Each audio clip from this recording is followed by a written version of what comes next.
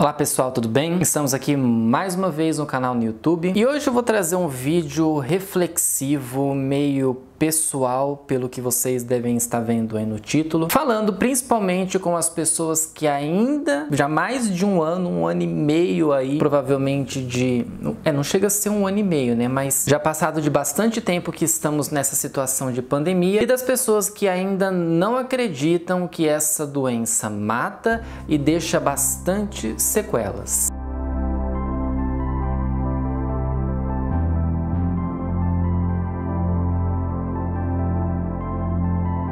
O que eu trago para vocês hoje aqui do canal? Até então, eu estava vendo noticiários, né? Estava vendo as pessoas passarem por essa situação e ainda não tinha passado por uma situação mais próxima em relação à Covid-19.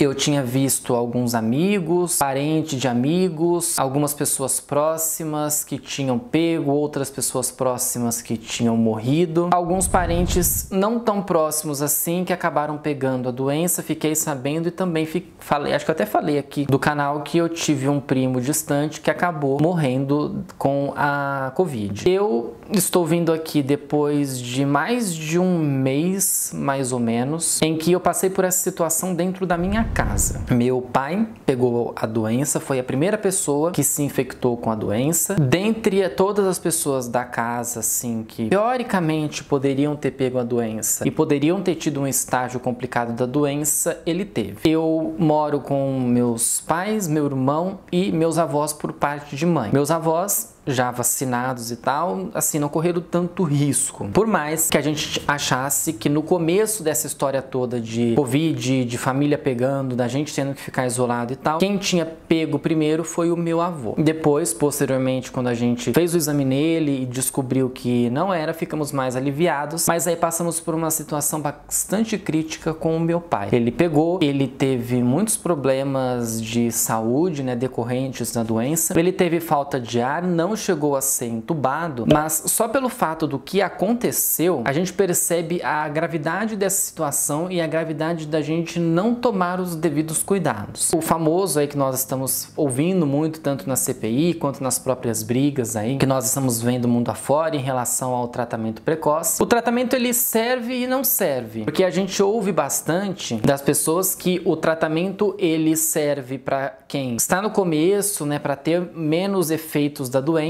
Só que na hora que você vai fazer o exame no posto de saúde, no hospital e tal, você não tem aquele teste rápido ali na hora. Quando você vai, por exemplo, fazer o exame no hospital público e é aquele exame mais elaborado, ele demora para ser feito. E você também tem o exame na farmácia, que é o que sai mais fácil, mas muitas pessoas falam que ele pode dar um falso negativo, que você precisa fazer o exame mais detalhado para você saber se você está ou não, que foi o caso, por exemplo, com a minha mãe. Minha mãe pegou em decorrência do meu pai, mas minha mãe já estava vacinada por ela estar num cargo de prioridade, que é um profissional de educação, e ela fez o teste na farmácia, o dela deu falso negativo, deu negativo, mas a moça da farmácia, né, quem atendeu, ela falou que era para ela fazer no hospital, e quando ela fez o teste no hospital, dali uma semana mais ou menos, saiu o resultado que ela estava realmente com a Covid, mas que os sintomas dela foi um sintoma de uma gripe, que deu uma dor no corpo, deu um resfriado, mas não foi aqueles efeitos muito grandes. Meu pai ficou muito mais debilitado, precisou muito mais de atendimento, ele teve muitas sequelas ele teve muitos sintomas durante a doença e ele teve muitas sequelas pós-doença. Ele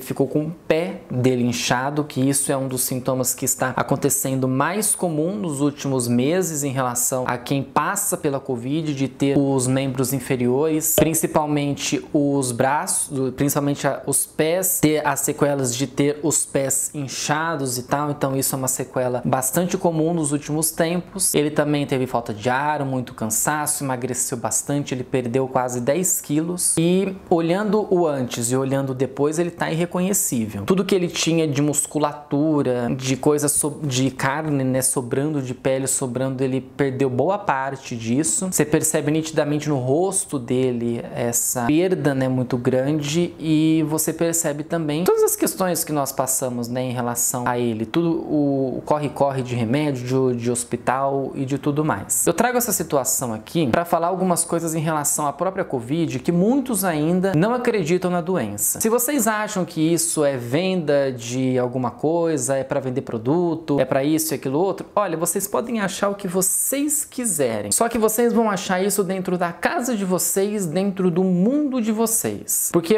para mim, eu acho uma falta de irresponsabilidade. 80% da população está seguindo uma regra que foi determinada pela saúde, enquanto você, que não é profissional da saúde, acha que entende muito mais. Então, a partir do momento que você desrespeita o outro, você perde completamente o seu direito de fazer o que você bem entende. Porque você não pode fazer o que você bem entende, porque algumas coisas você esbarra em leis que você tem dentro do país. Então, nós precisamos entender uma coisa, que se a gente não tem o respeito pelo próximo, se a gente não tem respeito pela vida do outro, a gente não vai ter respeito nem pela nossa própria vida. Eu vi muitos casos de pessoas que acabaram se infectando por pessoas que tinham saído de casa, por pessoas que estavam livre, leve e solto, fora de casa, que acharam que estava tudo bem, que oba-oba, que vamos lá, que é isso e aquilo outro. E na hora que chegou, né, que precisou de um atendimento ou precisou de um socorro, viu exatamente qual que era a situação e viu também como que é difícil você ter que ser atendido, principalmente se você não tem plano de saúde. Meu pai chegou a ser até que bem atendido no início. Foi medicado, ficou no quarto e tal. O problema é que a partir do momento em que a pessoa sai do hospital, o hospital já não tem uma certa responsabilidade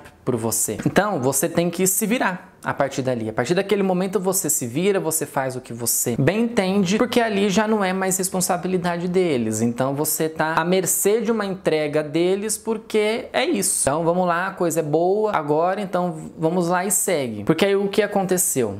Meu pai saiu do hospital, não teve esse acompanhamento do hospital público, porque não existe, até onde eu entendi, não existe esse acompanhamento a partir do momento em que a pessoa sai. Tudo bem, o hospital público ele até não tem obrigação de fazer isso, porque ele tá tirando você para pôr outra pessoa dentro do quarto. Mas pelo menos na hora que você sair do hospital, você ter uma orientação. E não existe essa orientação. Principalmente que, no caso que aconteceu, né? Meu pai saiu do quarto, ele não ficou, né, numa UTI, ele ficou num quarto ele não chegou a ser quarto de enfermaria, mas era um quarto específico para Covid. Ficou por um tempo, lá foram 5 dias que ele ficou no hospital. Na hora que ele sai, a pessoa que vem buscar a pessoa, no caso fui eu e minha mãe que fomos buscá-lo, não há uma orientação do médico, porque o médico já está fazendo outra coisa. Ele foi levado por uma enfermeira até a porta, ajudou ele a entrar dentro do carro, só que a orientação que se tem pós-hospital é a orientação que se passa para o paciente, que não é basicamente nenhuma, porque você não sabe o que você vai fazer, o que você tem que fazer dali para frente. Eu devo procurar um especialista, devo procurar, sei lá, um cardiologista, alguma coisa nesse sentido? Não há um atendimento assim. O atendimento ele pode ser muito bom quando você está dentro do hospital, mas a partir do momento que você está do lado de fora, aí já não é mais obrigação deles. E eu acho que isso é uma coisa que precisaria ter mudado, pelo menos lá no início, né? Quando se começou tudo isso, poderia ter